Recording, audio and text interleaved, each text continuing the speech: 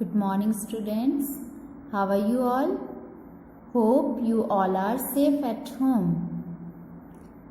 Today we are going to learn sound of E words. Do you know how many vowels are there? Yes, 5 vowels are there.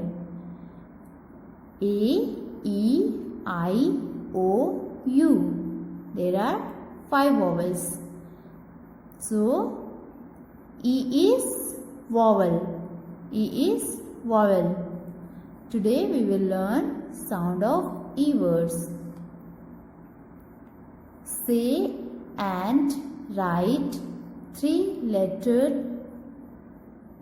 words E sound. How many letters are here? 3 letters. 1, 2, 3. 3 letters are here. L-E-G, leg. B-E-D, bed.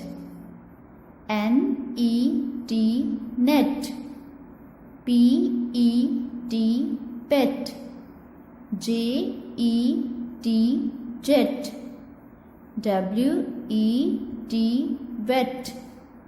H-E-N, hen. P-E-N, pen. T-E-N, ten. D-E-N, den. So, these are sound of E words. Thank you, students. Have a nice day.